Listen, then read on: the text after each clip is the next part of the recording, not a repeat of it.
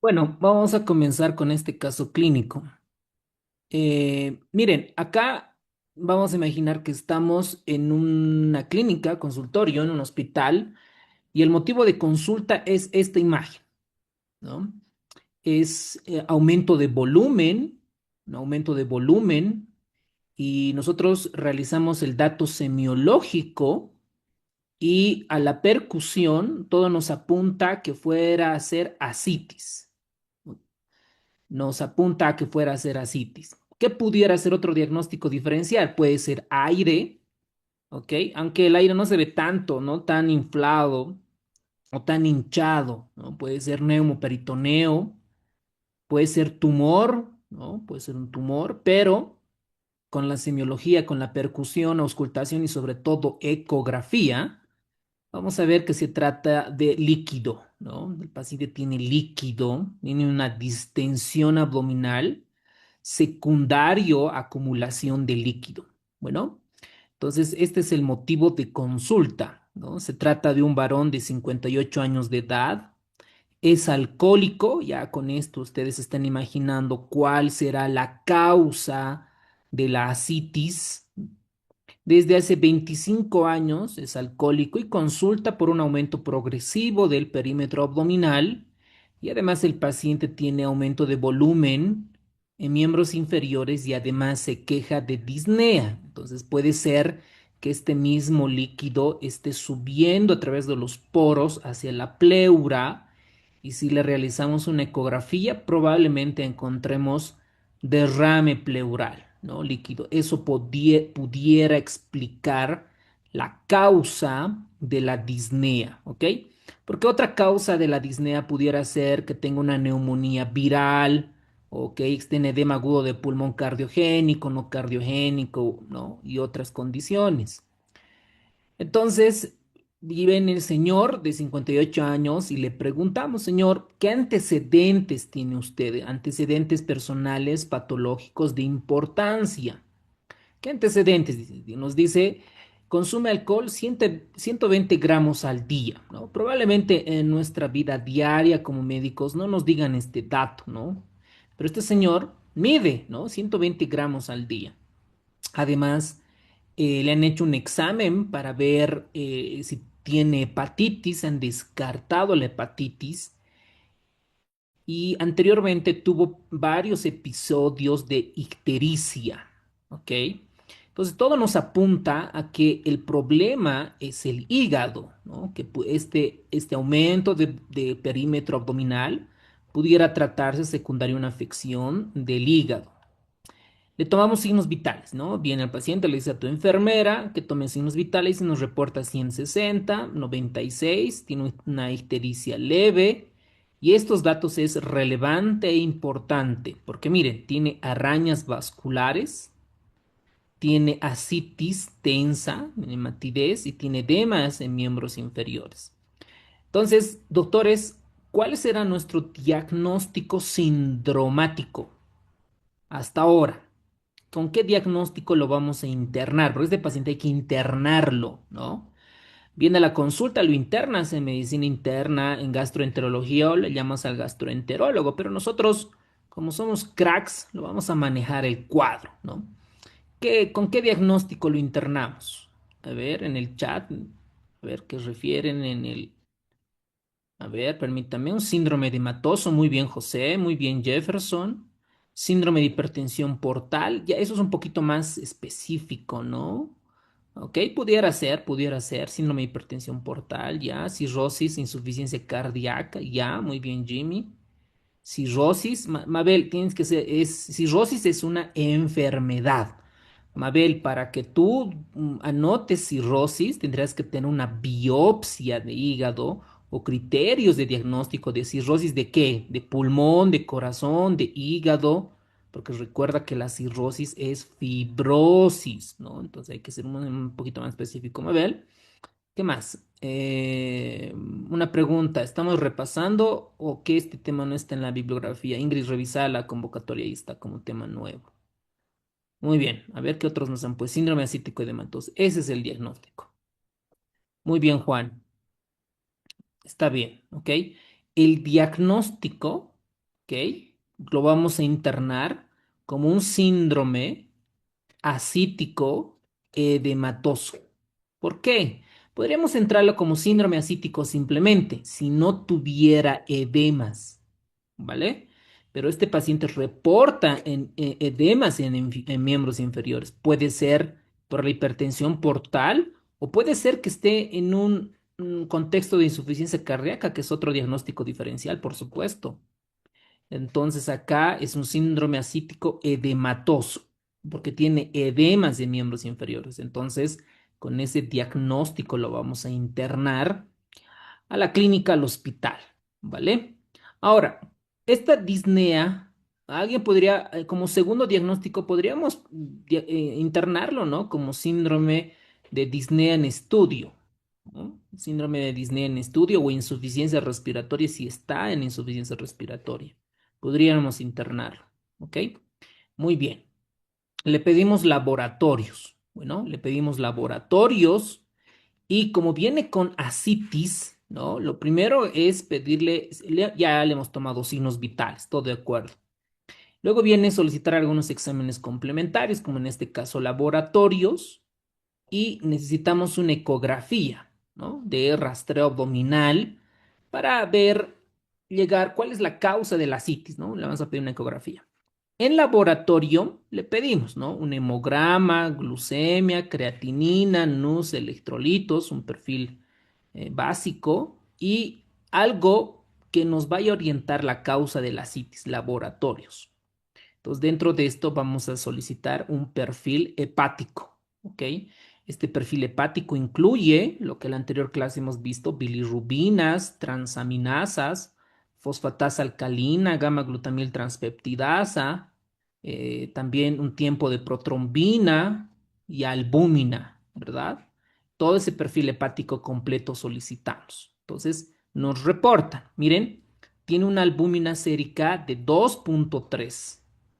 Ahora, ustedes dirán, doctor, es importante y re importante, porque esta albúmina sérica nos va a ayudar a hacer el diagnóstico a un score, bueno, una variable importante que es el GASA, ¿ok? El GASA, gradiente albúmino sérico, gradiente albúmino sérico versus menos gradiente de albúmina de líquido peritoneal. Probablemente no se entienda en este momento, pero vamos a explicar posteriormente detalladamente. De una bilirrubina de 3, no nos refieren si es proveniendo de la directa o indirecta, pero tiene 3.6 y cuadra, ¿no? Con la ictericia, porque en la anterior clase habíamos visto que más de 3 de bilirrubina, el paciente tiene ictericia, ¿ok? Miren, las transaminasas, la AST está mayor que la ALT, entonces aquí nosotros tenemos que ver, ¿será alcohólico? ¿Será viral? ¿Será medicamentoso? ¿Qué patrón tiene esto? Y tiene 128 de sodio.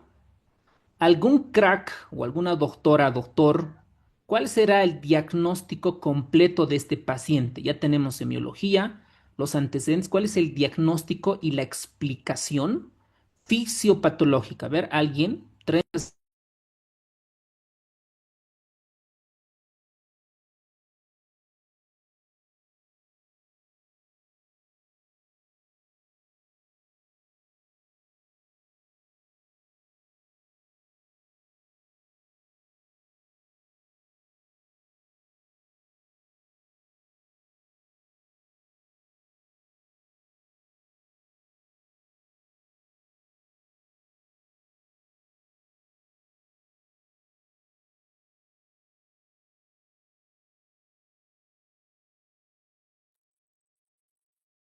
Muy bien, ahora sí, a ver qué dicen en el chat. Eh, síndrome patorrenal, no, a ver, la pregunta era ¿por qué tiene hiponatremia? ¿No? ¿Por qué tiene hiponatremia el paciente? ¿Nadie? Ok, a ver, Gabriel dice por una hiponatremia dilucional por sobrecarga de líquidos. Ya, por hemodilución, por sobrecarga, excelente, ¿no? Recuerden que este paciente tiene ascitis, ¿no? Está reteniendo líquido, está reteniendo líquido. Entonces el sodio se hemodiluye, ¿no? Tiene un sodio bajito, 128. Entonces el diagnóstico es una hiponatremia hiposmolar hipervolémica. Ese sería nuestro diagnóstico, ¿no? De la hiponatremia. ¿Por qué? Porque está reteniendo líquidos por el sistema de renin-angiotensina aldosterona, vasodilatación esplácnica y todo lo que implica en cirrosis hepática, ¿ok? Entonces viene el internito y nos dice el estudiante de tercer año de medicina, doctor, necesitamos tomar muestra de líquido peritoneal, porque nosotros tenemos que saber por qué está este líquido, por qué. Entonces nosotros tenemos que obtener, hacer una paracentesis y esta paracentesis normalmente se realiza acá, en la fosa ilíaca izquierda. ¿Por qué en el lado, en hipocondrio derecho? Porque está el hígado, podemos, al realizar la punción, podemos lesionar el hígado. Acá podemos lesionar el colon, ¿no? Acá también al centro lo mismo. Entonces, donde se ha visto topográficamente, anatómicamente, donde podemos, bueno, donde no podemos lesionar con mucha frecuencia es en la fosa ilíaca izquierda. En algunos textos también está en la parte, en algunas guías, el flanco izquierdo, ¿no? En esta región. Tomamos la muestra, ¿ok? Tal vez ya como internitos, como médicos generales han debido de tomar dicha muestra. Entonces, obtenemos. Entonces, de este líquido peritoneal, ¿qué vamos a solicitar? Nosotros mandamos al laboratorio y pedimos citoquímico, citológico y cultivo, ¿ok? Si el paciente tiene datos de respuesta inflamatoria sistémica. Dentro de estos laboratorios lo que más nos interesa es la albúmina y los polimorfonucleares. Doctor, ¿puedo medir potasio, sodio, cloro? No puedes, pero no es relevante. Lo que nosotros tenemos que sacar es el gradiente entre la albúmina sérica, menos la albúmina de líquido peritoneal, para que nos oriente cuál es la causa de la ascitis. ¿Comprendido? Entonces, miren, la albúmina sérica está 2.3 y la albúmina sérica está 2.3 y la albúmina de líquido peritoneal está 2.3. ¿Ok? Ah, no, claro, esta es la albúmina sérica, ¿no? Del paciente. La albúmina de líquido acítico, de líquido peritoneal, es 1.1. ¿Ok? Entonces, resten 2.3 menos 1.1. A ver, veamos la calculadora. 2.3, ¿cuánto le sale? Menos 1.1. ¿Cuánto le sale, doctores? Eso, 1.2, ¿no es cierto? 1.2. A todos los que se han incorporado recién al curso, por favor, identifíquense correctamente. Cuidado que el Zoom les saque de la clase en vivo y estén reclamando porque ahorita estamos en clase y va a ser difícil contestar los mensajes de WhatsApp, ¿vale? Ahí hay varios que no están identificados. Ahora, si hay algún parásito por allí que está rondando, es mejor que se convierta en un ser humano productivo, ¿no? Que pueda, mira, hay varios que no están identificados. Creo que son varios, hay algunos de por ahí, algunos parásitos, pero por favor, identificarse correctamente.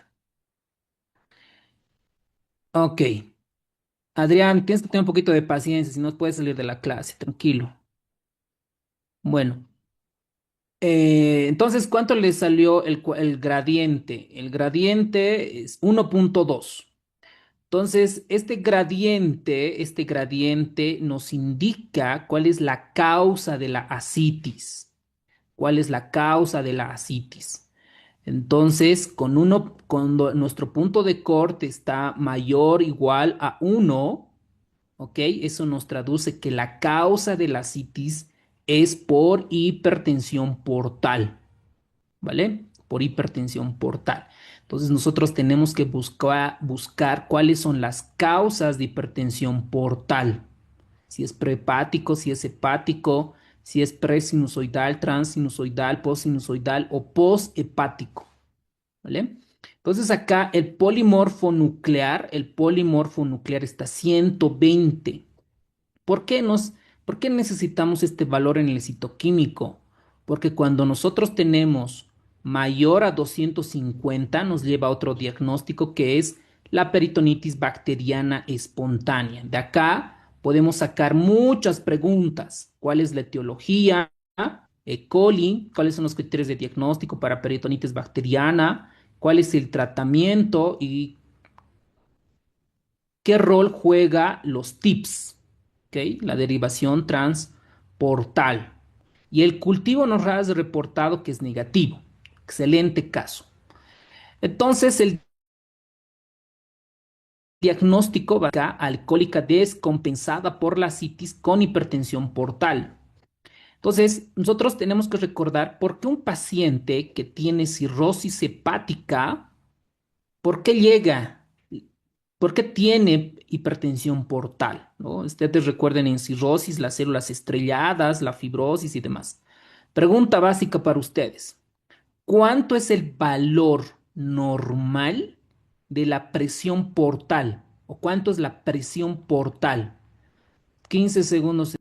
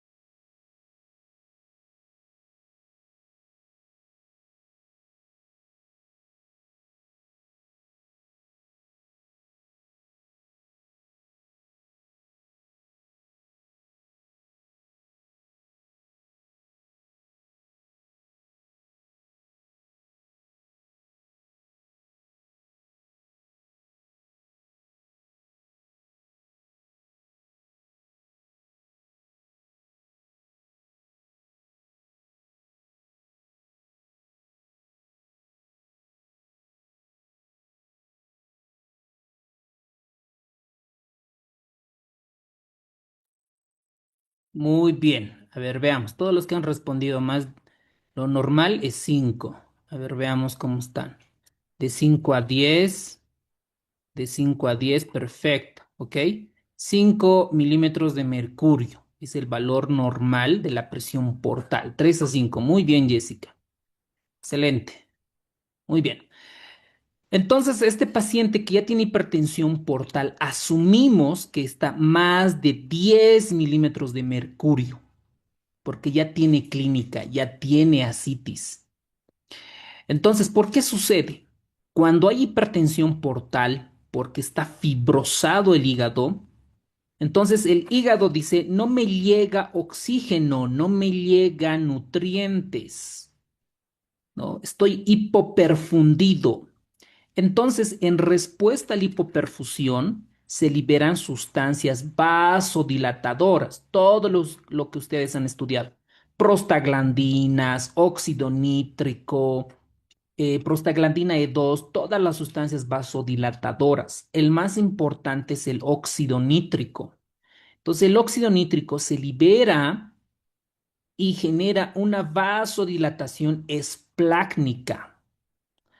Entonces, esta vasodilatación esplácnica también afecta al riñón, le dice, el riñón no le llega buena presión de perfusión renal. Entonces el riñón sufre, por eso el caso clínico, su creatinina estaba como en 1,3, tiene una lesión renal, en este caso sería una lesión, un síndrome patorrenal, ya luego definimos si es tipo 1 y tipo 2 en cuanto a la variable, el tiempo que nos va a ayudar. Entonces, esta vasodilatación esplácnica afecta a todo el cuerpo, ¿no? Principalmente al hígado.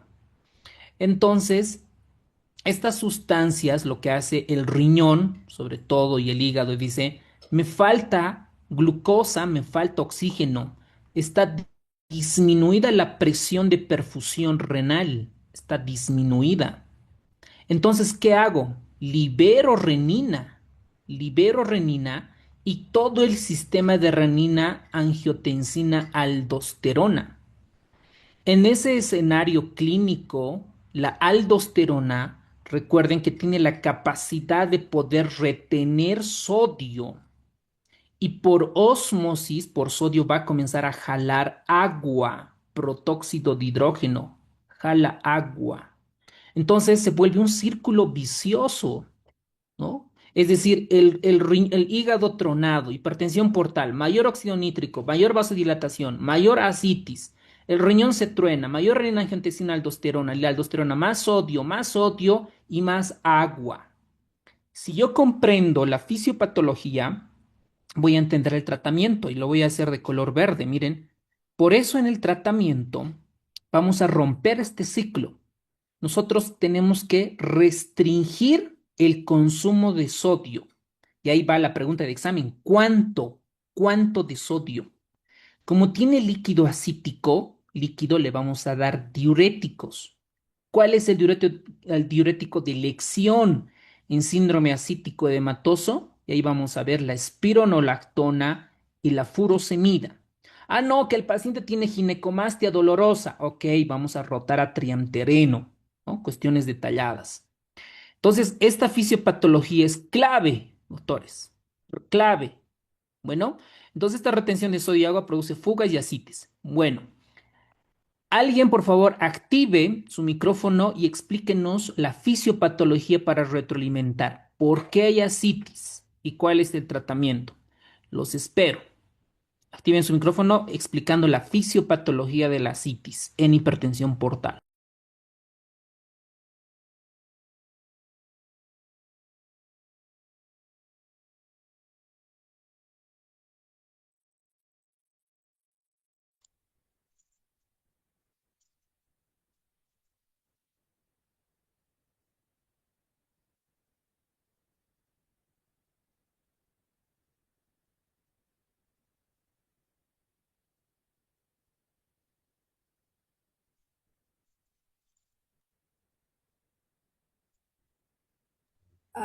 Perdón, buenas noches. ¿Se me escucha?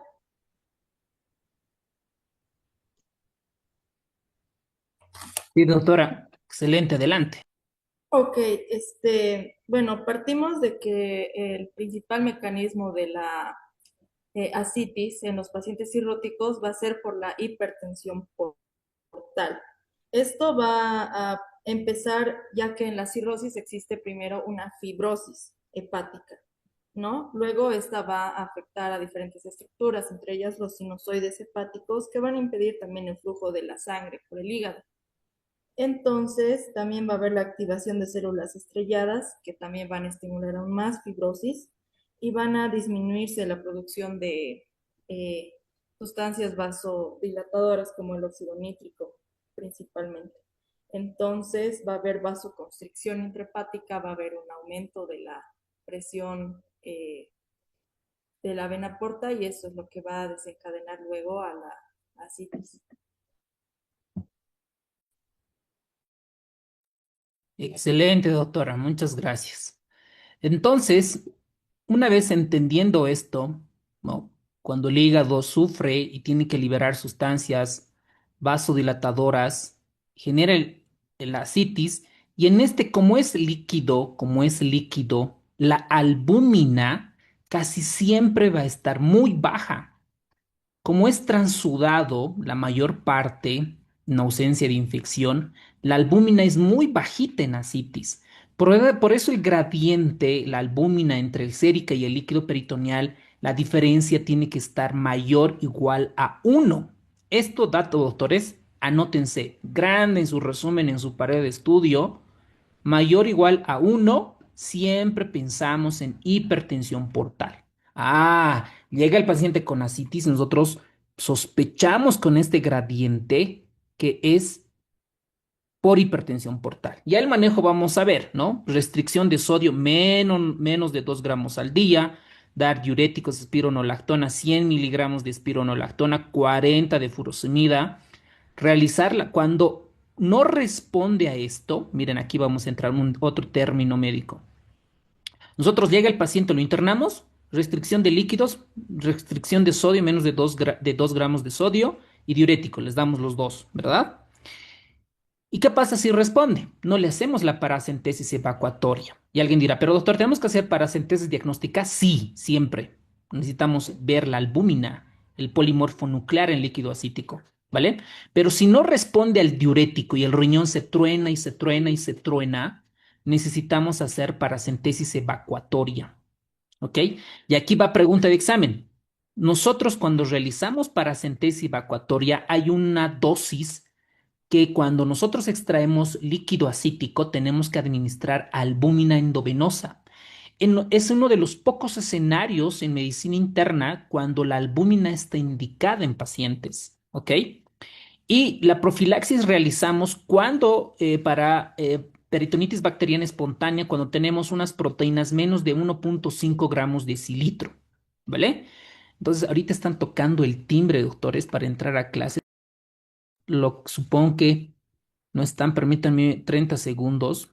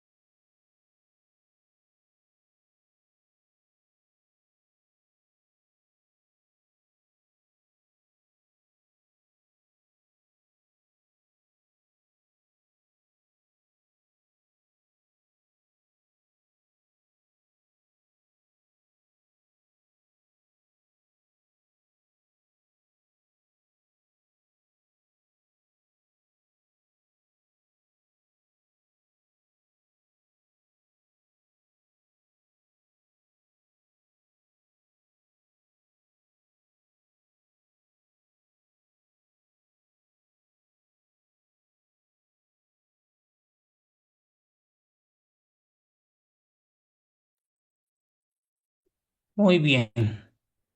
Es que luego comienzan a reclamar porque el Zoom, bueno, ahorita ya está activado. Bueno, entonces el punto es que ya hicimos el diagnóstico del gradiente alveolo arterial. Digo, el gradiente, la diferencia entre la albúmina sérica y la albúmina del líquido peritoneal. ¿Ok? Muy bien. Entonces, antes del libro de Harrison muestran qué es la distensión abdominal. Bueno, la distensión abdominal no es nada más que el aumento del perímetro abdominal. Muchos pacientes se van a quejar porque su ropa está muy ajustada, su pantalón, ¿ok? Les genera molestia. Ok, la mayor causa de estos pudiera ser a consecuencia por aumento de un tejido adiposo visceral, ¿no? Que esté relacionado con la obesidad. Cuando existe dolor, cuando existe disnea, cuando existe hernias, ya se tratan de patologías específicas para hacer el diagnóstico y el tratamiento. Dentro de la distensión abdominal hay las famosas 6 Fs. Primero están los flatos, las heces, es decir, gas, básicamente. Está la grasa dentro del embarazo, puede ser líquido, en este caso estamos viendo ascitis o un proceso neoplásico. Por ejemplo, ustedes han debido ver muchos casos de neoplasias de ovario, ¿no? Neoplasias de ovario que pueden generar, ¿no?, tumores abdominales importantes. Entonces, acá hice un resumen importante. ¿Qué cosas nos pueden preguntar en el examen? Miren, cuando una persona tiene aumento del perímetro abdominal, lo importante es ver el riesgo de cáncer. ¿Cómo nosotros podemos sospechar un síndrome paraneoplásico cuando el paciente se queja de pérdida de peso? Que esto vaya a un diagnóstico que es el síndrome constitucional, ¿vale? Uno, si está asociado a un proceso de obstrucción intestinal, es decir, no puede eliminar gases o heces. Entonces aquí necesitamos una interconsulta a cirugía general para que podamos nosotros abordar este tema, ¿no? Le pedimos radiografía, ecografía de abdomen, llegar a una tomografía, incluso tomografía de contraste para ver la causa de la obstrucción. En nuestro medio creo que la causa de obstrucción es sobre todo baja, asociada a vólvulo sigmoideo. Por ejemplo, probablemente para Santa Cruz o para otros países que estén a nivel del mar, vólvulo sigmoideo no se vea tan frecuente. Por ejemplo, nosotros en altitud, en La Paz, no vemos tanta diverticulitis, pero ese es otro caso, un tema de cirugía general. También es ver la parte de la citis, ¿no? Que en enfermedad hepática, que lo vamos a ver, que lo estamos viendo en este momento, y causas sistémicas, como por ejemplo una falla cardíaca o tuberculosis que pueden estar asociado a citis. Bueno, ahora. Un dato que me pareció interesante y posible pregunta de examen es las adenomegalias. Este famoso ganglio de Virchow, que está en el libro de Harrison. ¿Qué es el ganglio de Virchow? Es una adenopatía supraclavicular. Miren esta imagen. En un paciente flaquito, ¿no? Miren cómo se nota el esternocleidomastoideo, la fosa supraclavicular y ahí se nota una bolita, un redondo, ¿no? Si nosotros palpamos, evidenciamos que es una adenomegalia supraclavicular. Esta adenomegalia se le ha denominado el lugar del diablo. Cuando aparece esto, significa que el paciente tiene cáncer. Normalmente es abdominal y en muchas partes de las veces puede estar asociado a cáncer gástrico metastásico, por supuesto, ¿vale? Ahora después hay otros datos semiológicos que ustedes ya lo han visto en pregrado, por ejemplo, un dato de ingurgitación yugular, signos de Kussmaul, ¿no? Que nos hagan sospechar disfunción ventricular derecha o ver algunas condiciones que nos hacen pensar en la parte de hepatopatías crónicas como telangiectasias, eritemas palmares, dentro del escenario de cirrosis hepática. Bueno, miren acá otra señora con un ganglio, miren, el ganglio supraclavicular, el famoso ganglio de Virchow. Aquí otro paciente, miren, otro ganglio supraclavicular en el lado izquierdo y muchas veces están asociados a cáncer de estómago o cáncer en la parte intraabdominal. Obviamente habría que estudiarlo, cuánto es la sensibilidad, especificidad, valores predictivos para realizar estos diagnósticos, pero ustedes en oncología les han recomendado que estos ganglios, como el Virchow, el otro de María y otros, pues son hallazgos, ¿no? De los semiólogos en la etapa, bueno, hace años, ¿no? Ahora, cuando nosotros realizamos un paciente con distensión abdominal, realizamos la semiología correspondiente. Cuando nosotros auscultamos y no hay ruidos intestinales, no hay ruidos hidroaéreos, a eso se denomina ilioadinámico. Y una de las causas de ilioadinámico son trastornos hidroelectrolíticos como la hipocalemia o cuando son ruidos altos, ¿no? En un escenario de obstrucción intestinal. Percusión nos va a ayudar. Si es timpánico, sugiere que es gas. Y si hay matidez, como en este tema, sugiere que es un líquido.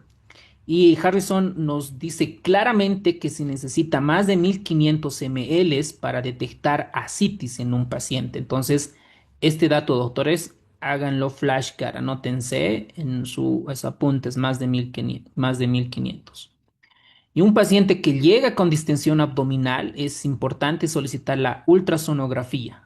La ultrasonografía puede detectar líquido acítico incluso cuando es 100 ml y aparte nos ayuda a ver cómo está el hígado, el páncreas, si tiene algunos otros componentes. Miren, esta es una imagen, un paciente con líquido acítico y el líquido en abdomen, todos los que hicieron el posgrado o la parte de ecografía se ve negrita, ¿no? Líquido. Entonces podemos hacer una paracentesis ecoguiada para evitar lesiones. Entonces, un paciente que llega con distensión abdominal secundario al líquido, a eso se denomina líquido acítico, ¿vale? Entonces, este líquido acítico fisiopatológicamente puede ser por hipertensión portal o porque hay una irritación en el peritoneo, ¿ok? Entonces, ahí nos van a preguntar en el examen, ¿cuál es la causa más frecuente de irritación peritoneal o de líquido asítico? Ahí vamos a responder la carcinomatosis peritoneal. En nuestro medio, yo creo que, doctores, debe ser la tuberculosis peritoneal como causa de líquido asítico con un gas a menos de 1.1. Eso es un buen trabajo de investigación para un R1, ¿no? Es decir, en Trinidad, en Sucre, en Tarija, hemos encontrado que el líquido asítico con gradiente albúmino-sérico disminuido es tuberculosis peritoneal, ¿no? Es una hipótesis alterna mía, ¿no? Eso habría que corroborar en nuestros, porque en el libro van a encontrar que es la carcinomatosis peritoneal y eso deben de memorizar, recordar para el examen. Miren, cuando nosotros vemos un paciente con líquido asítico, como en este caso, tenemos que buscar algunos otros signos que nos hacen sospechar de que pudiera tratarse de por hipertensión portal o por irritación del peritoneo. Por ejemplo, ¿qué cosa ven acá? ¿Qué serán estos, doctores? Algunas son estrías, ¿no? Bueno, casi todas son estrías, pero tiene una distribución ascendente. ¿Qué signo? El libro de Álvarez de semiología tiene un signo esto. ¿Cuál es? Deben estar en el chat los capísimos doctores. A ver, el signo de Medusa. Excelente, Andrea, Marina, Celia. Capísimos, capísimas doctoras. Excelente. Este signo de Medusa, este signo de Medusa nos hace denotar que es por hipertensión portal, ¿no? Por hipertensión portal. Entonces, ese dato importante. ¿Qué más? El paciente puede tener ginecomastia, hay que ver, eritema palmar, puede tener hemorroides o alteraciones de la glándula parótida, ¿no? En los famosos estigmas hepáticos, han debido ver en los temas de cirrosis hepática, ¿no? ¿Qué son los estigmas hepáticos? ¿Cuáles son, no? Y podríamos ahí repasar de todos los estigmas hepáticos, ¿cuál es el más frecuente, no? Así deberían de preguntarnos en el examen. Bueno, entonces, el libro de Harrison comienza explicando la citis de origen portal, de origen alteración del hígado. Entonces, ¿qué tenemos que recordar? El famoso gradiente de presión venosa hepática. Para nosotros, presión portal, ¿ok? Para que entendamos fácil. Este gradiente de presión venosa clínicamente significativa es cuando está mayor o igual a 10. Anótense, doctores, mayor o igual a 10 de presión portal ya nos hace varices esofágicas, ascitis, hemorragia en varices y otras complicaciones de hipertensión portal. Bueno, se la considera hipertensión portal más de 5 milímetros de mercurio y lo normal es menos de 5. Ese es el valor normal. Con la parte amarilla no hay manifestaciones clínicas porque lo ideal sería detectar en esta parte, pero no lo hay. Pero mayor o igual a 10 ya tenemos ciertas manifestaciones clínicas. Bueno, entonces eso como posible pregunta de examen. Entonces la citis puede ser de dos escenarios, por hipertensión portal y por irritación peritoneal. Cuando la citis es por hipertensión portal, ¿qué es lo que pasa? Hay un aumento en la resistencia intrahepática. ¿Por qué? Porque los hepatocitos, las células estrelladas, liberan colágeno y genera fibrosis, cicatriz, y esto genera hipertensión portal.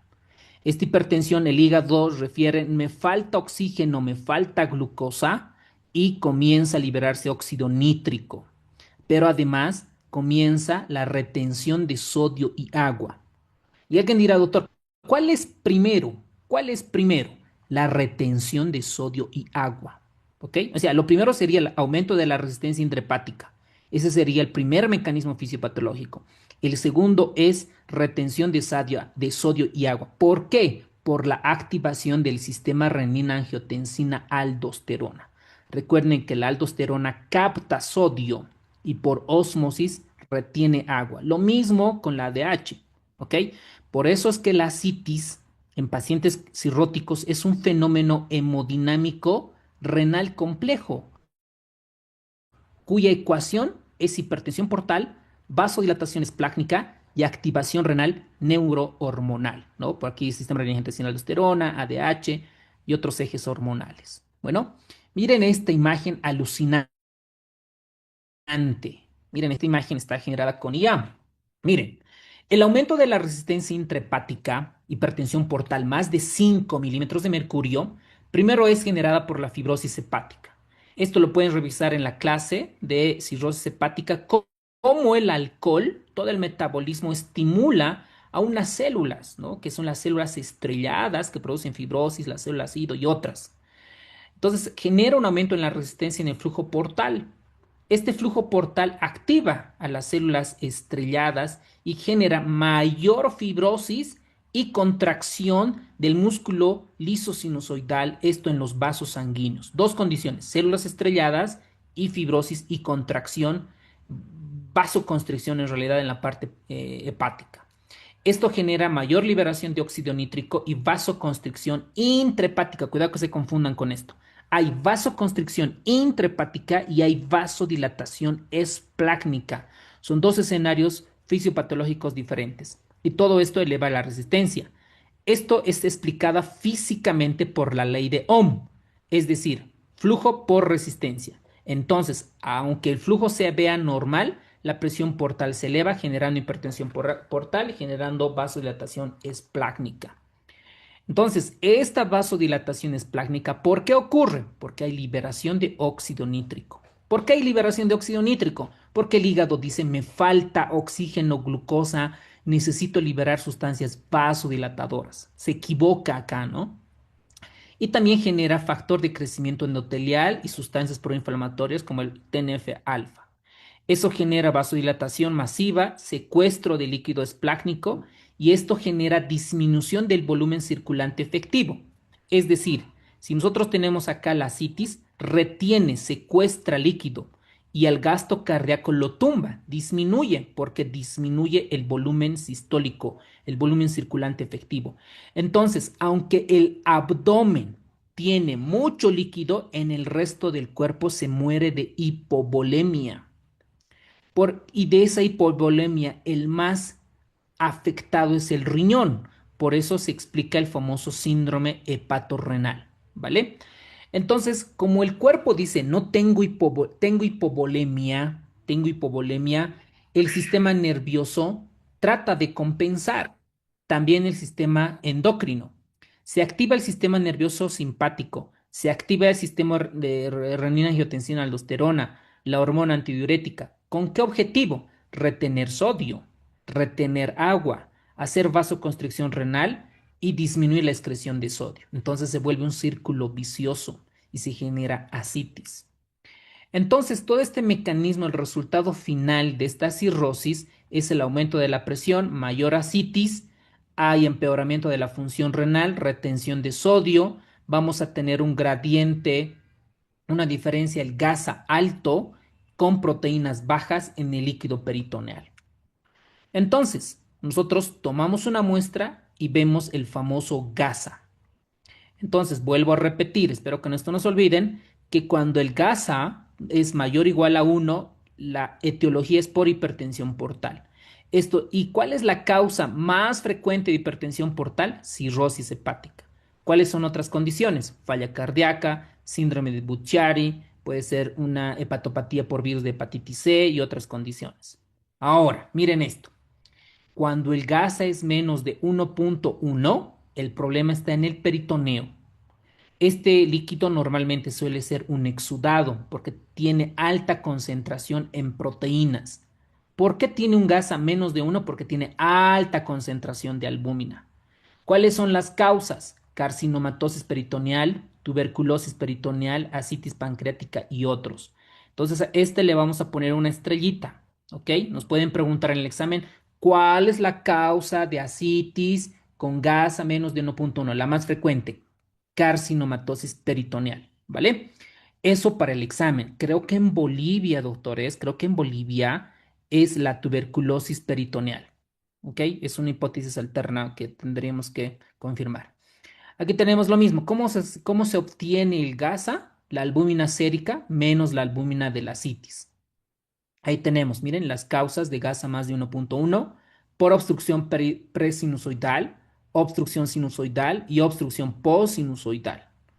Ahora, esto ya está más específico. Miren, está más específico. Presinusoidal, ¿cuál es? Trombosis venosa portal, esquistosomiasis, sarcoidosis. Esto no creo que nos preguntes, muy detallado, muy de patología, muy para el patólogo. Esto sí, miren, ¿cuál es la causa más frecuente de hipertensión portal? Cirrosis hepática por obstrucción sinusoidal. ¿Ok? Esto es potencialmente posible pregunta de examen. Post-sinusoidal, falla cardíaca, síndrome de Buchiari o enfermedades venoclusivas. ¿Ok? De esto, como segundo, podrían preguntarnos falla del ventrículo derecho, como hipertensión portal, secundaria obstrucción post-sinusoidal. ¿Vale? Muy bien. Ahora, gasas menos de 1.1. Aquí habíamos dicho carcinomatosis peritoneal. Listo, suficiente, ¿ok? Para el examen de la RESI. Ahora, si aquí nos preguntaran causa de ascitis con gas a menos de 1.1 de origen infeccioso, cuidado que pongan peritonitis bacteriana espontánea. Aquí tienen que responder tuberculosis, doctores. ¿Ok? Tuberculosis. Y luego también puede estar por pancreatitis, por síndromes nefróticos y otras cuestiones. Bueno, entonces esta imagen háganle un screen, añadan su resumen. Creo que es una imagen muy resumida con puntos claros. ¿Vale? Ok, ahora, cuando nosotros vemos un paciente con líquido acítico, nosotros tenemos que buscar cuál es la causa, ¿no? ¿Por qué sucede? Un escenario habíamos planteado es con gasa menos de 1.1 y la causa más frecuente es la carcinomatosis peritoneal, ¿ok? Pero no es la única. Miren, aquí tenemos sarcomas, tenemos metástasis, ¿no? Que pueden generarnos. El mecanismo fisiopatológico, hay artículos completos, estábamos viendo hoy día, que estas células tumorales invaden al peritoneo y comienzan la destrucción de células. Y esta destrucción de células liberan proteínas, por eso tienen altas concentraciones de albúmina. Y además están asociados a aumentos de permeabilidad capilar y hay unas células que se denominan las células peritoneales frías, que pueden estar asociadas a irritación peritoneal. ¿Vale? Entonces, un paciente que tiene ascitis exudativa, es decir, por irritación peritoneal, la característica es rica en proteínas. ¿Qué tanto? Más de 2.5 gramos de cilitro. Doctor, nos pueden preguntar, ¿tengo que memorizar este valor? Si estás postulando a una especialidad que solo tiene un puesto o dos, sí. ¿Ok? ¿Y cuál es la técnica apropiada? Flashcards, que puedes llevarlo a Anki, a Quizlet, a Brainscape o a otras. ¿Vale? A 2.5. Esta se caracteriza la citis exudativa porque tiene un gasa menos de 1.1 y a menudo tiene citologías positivas. ¿Ok? Entonces, en resumen, podemos ver que este líquido se por inflamación, aumento de la permeabilidad y no por aumento de presión como en la previa que vimos. ¿Ok? Entonces, este dato, doctores, anótense, es potencialmente posible pregunta de examen. Muy bien, doctores. Entonces, esto es un screen, las diferencias entre ambas. En cirrosis es por hipertensión portal, vasodilatación esplácnica, retención de sodio, un gas mayor o igual a 1.1 con proteínas bajas en líquido peritoneal. No cirrosis, todo lo contrario, es por inflamación peritoneal, ya sea por tumor o infeccioso, tumor carcinomatosis peritoneal, en infeccioso tuberculosis peritoneal. Es un exudado alto contenido proteico, por eso la diferencia es mínima. ¿Vale? Muy bien, doctores. Con esto hemos terminado. Vamos a retroalimentar ahora con banco de preguntas. ¿Vale? Muy bien. 15 segundos por cada pregunta. Vamos, doctores.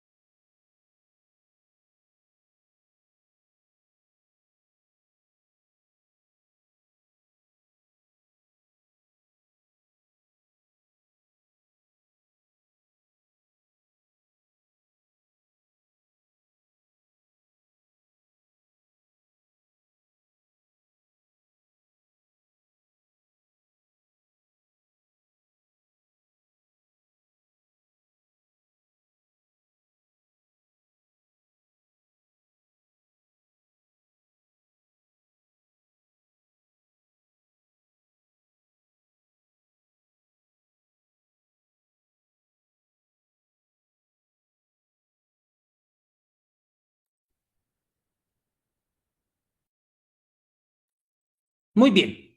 Nuestro paciente está internado en medicina interna. Tú eres el médico tratante. ¿Qué le vas a dejar en cuanto a indicaciones? A ver, esa es la evolución, nuestro diagnóstico, síndrome ascítico de Matoso. Vamos a dejar las indicaciones, ¿no? Las indicaciones. Primero, dieta. Le vamos a dar dieta con restricción en líquidos, ¿verdad? Vamos a ponerle acá dieta corriente o dieta, para que entiendan algunos nutricionistas, dieta hiposódica. La nutricionista nos va a preguntar, doctor, ¿cuánto de sodio le voy a dar en 24 horas? Menos de 2 gramos, licenciada. Menos de 2 gramos. Segundo, control de signos vitales. Como es un paciente que puede hipotensar, le vamos a dar líquidos, control de signos vitales, cada 2 horas. Doctor, ¿le puedo controlar cada hora? Sí. Cada 3 horas, sí, pero te arriesgas, ¿no? Control de signos vitales. Luego, ¿qué más? Luego, medidas de fisioterapia. ¿Ok? 2 veces al día, que sea una fisioterapia pasiva, ¿no? Fisioterapia pasiva. Luego, ¿qué más? Dieta, controles vitales. ¿Qué más falta acá, doctores? Un dato, estamos en medidas generales. En dieta y medidas generales. Hay un dato bien importante. Recuerden, tiene ascitis líquido. ¿Qué tenemos que indicar en medidas generales? Control de... ¿Ya? Balance. ¿Está bien? Eso, muy bien. Control de ingresos y egresos. Clave, clave. ¿No ve? En el registro tiene que estar.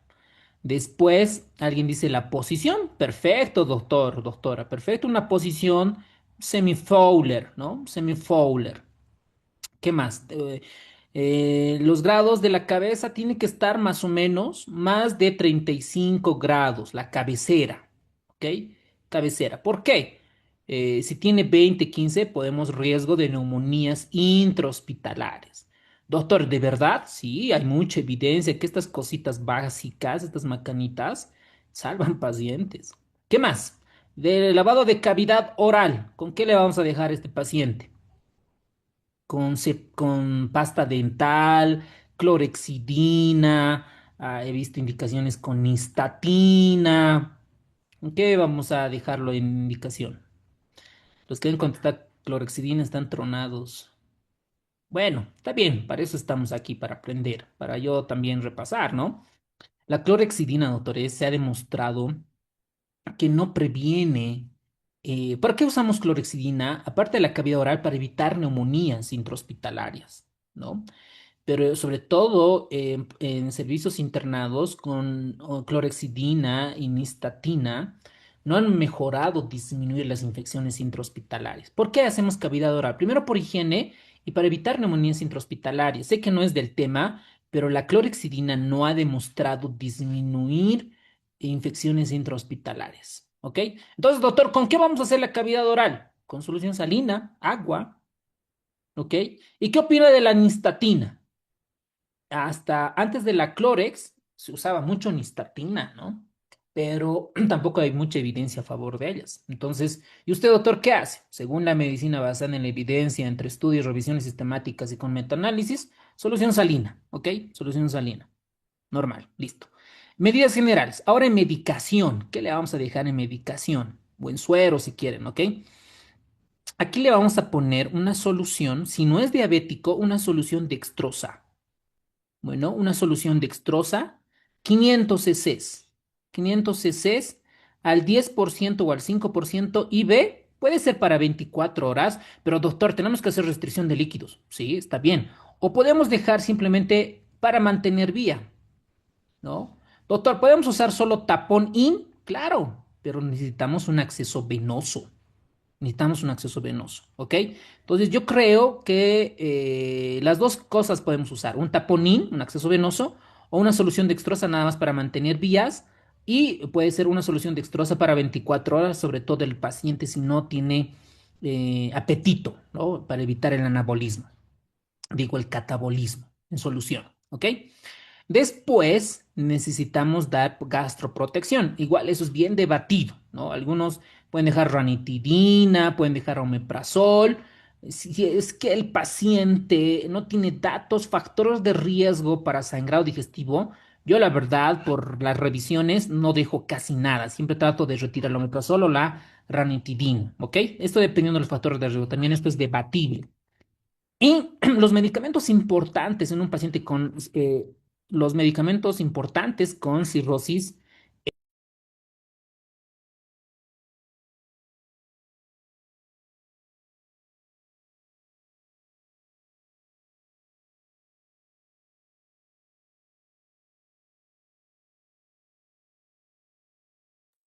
es la furosemida. Doctor, ¿cuánto le vamos a dar de furo? Endovenoso le daremos, ¿no? 20 miligramos, vamos a comenzar con 20 miligramos IV, me falta acá, IV cada 8 horas.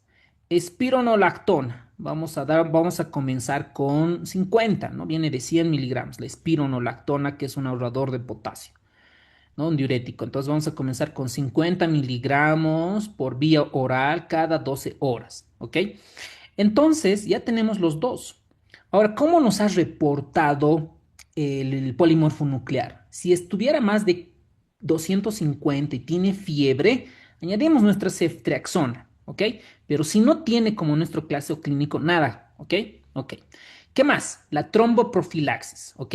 La tromboprofilaxis depende de la función renal. Si la función renal estaba bien, tiene una tasa de filtrado más de 30, podemos utilizar enoxaparina sin 40 miligramos subcutáneo cada día, ¿no? 40 miligramos. Y si tiene el riñón tronado, heparina sódica, 5.000 unidades internacionales y ve cada 12 horas. Bueno, y luego viene nuestra parte laboratorial. Le vamos a pedir glucemia electrolitos a horas 8 de la mañana antes de pasar visita y a las 20 horas, ¿no? Glucemia electrolitos y vemos cómo el balance hídrico es importante para ver si estos diuréticos están funcionando. ¿Listo? Entonces, ya hemos hecho nuestras indicaciones en un paciente con ascites. Ahora, esto es en la práctica diaria. Vamos a fundamentar cada uno de estos, ¿ok? ¿Qué dice el libro de Harrison? Mire, dice espironolactona 100, ¿ok? Furosemida 40 miligramos, lo que no dice si es endovenoso, ¿ok? 20 miligramos es potente y endovenoso. Furo podemos dar igual 40 miligramos por vía oral. Y esto ajustamos. ¿Qué es lo que queremos? Balances negativos. Eso es lo que nosotros necesitamos, balances negativos. Ahora, ¿qué pasa? Al día siguiente, el residente de gastro de medicina interna, tú eres el médico, el jefe de servicio o el jefe del R superior eres el R3 y les dices, ¿cómo está el balance? El balance hídrico te ha reportado positivo más 1000 ml. El balance hídrico. Entonces el residente lo truenas, pues, ¿no? ¿Por qué no ha subido la dosis del afuro? ¿Por qué no ha subido a 40? ¿Por qué no ha cortado los intervalos? ¿Por qué no le ha subido a la dosis de la espironolactona si todo el día se estaba rascando? ¿Y por qué? Porque ha amanecido con balance positivo. O viene un residente, un R1 capísimo como ustedes. No, doctor, la dosis máxima está con furosemida, dosis máxima, la espironolactona igual está con furosemida. Y en la madrugada a las 5 de la mañana le hice la paracentesis como el protocolo administrando albúmina. Excelente, ¿verdad? Excelente. Entonces, cuando los diuréticos, cuando los diuréticos no funcionan a dosis máxima, hacemos la paracentesis evacuatoria con albúmina. ¿Ok? Excelente, doctores. Muy bien. Y para eso llamamos a un cirujano gastro, sobre todo un hepático, uno con alta especialidad, un fellow, para que haga la cirugía de TIPS. Doctor, hacemos en Bolivia. Yo creo que yo la verdad solo he visto en el extranjero cuando estaba haciendo la resi en México. Entonces ahí he visto las cirugías, las derivaciones porto-yugulares o porto-anexiales, ¿ok? Pero en Bolivia creo que no. Y creo que en La Paz van a abrir un instituto de gastro de cuarto nivel y probablemente allí los cirujanos que tengan fellow, que sean súper, hiper, archi especialistas en la parte hepática, en cirrosis, trasplante hepático, ya se pueden realizar este tipo de cirugías TIPS, ¿vale? Entonces, a forma de resumir, sodio menos igual 2 gramos día, restringir líquidos, ¿ok? Porque recuerden que el sodio jala agua, dar espironolactona. Ahora, vamos a ver la parte teórica. ¿Qué es la espironolactona? Un diurético, ¿no? Que antagoniza la aldosterona, que inhibe la reabsorción de sodio. Esto es ya pregunta de farmacología. ¿Cuáles son los efectos adversos? Como es un diurético que ahorra potasio, un efecto adverso es la hiperpotasemia. Por eso, antes de iniciar el espiro y la furo, necesitamos un hemograma, glucemia, creatina, NUS y electrolitos. Yo necesito saber con cuánto de electrolitos estoy prescribiendo el diurético. Porque si tuviera un potasio de 7, imagínate, tiene un potasio de 7. Le damos espironolactona, el 7 va a subir a 7,58, lo vamos a matar. ¿Ok? Primer dato. Con la hiponatremia no pasa nada, porque va a tener el paciente hiponatremia hiperdilucional, no pasa nada. Otro efecto adverso muy preguntado en los exámenes de la residencia es la ginecomastia. Esta ginecomastia es dolorosa y no es agudo, no es algo que le iniciamos hoy y mañana se va a quejar, sino con el pasar de días, semanas, incluso puede quejarse el paciente de ginecomastia dolorosa. Si el paciente tiene ginecomastia, doctores, esto está como en nuestros simulacros, está indicado la amiloride de 5 a 40 miligramos día, ¿ok? Entonces, excelente con la espiro. Luego nos vamos a la furosemida. Ustedes ya saben que es un diurético de asa, uno de los más potentes. Y la furosemida, la dosis máxima es de 160 miligramos día. Doctor, ¿por qué nos muestra dosis máxima? ¿Por qué? Cuando nosotros tenemos dosis máximas de espiro y de furo, que podrían preguntarnos, hacemos paracentesis evacuatoria, ¿vale? Muy bien. Entonces, ¿cuándo es resistente al tratamiento? ¿Cuándo es resistente? Cuando el paciente está con restricción del sodio y diuréticos a dosis máxima, doctores. Dosis máxima. Entonces, ¿qué vamos a hacer ahí? ¿Qué es lo que vamos a hacer? Vamos a enfocarnos en la fisiopatología y en las guías de práctica clínica. Aquí vamos a ver la midodrina. ¿Qué es la midodrina? Es un alfa 1 agonista, es decir, que aumenta la vasoconstricción. Y otro es la clonidina, que es un alfa 2 agonista y esta disminuye, bloquea el tono simpático para tener un mejor control del sodio. Esto nos va a ayudar a la mejora de la perfusión renal y disminución de la actividad del sistema renina-angiotensina aldosterona. Esto nos puede ayudar en un paciente con asitis resistente al tratamiento. Y los diuréticos en combinación, ¿no es cierto? Ahora, el libro de Harrison nos menciona un beta bloqueante no selectivo que es el propranolol. El propranolol, también ya hemos visto en cirrosis hepática, es para prevenir hemorragia por varices esofágicas. ¿Ok?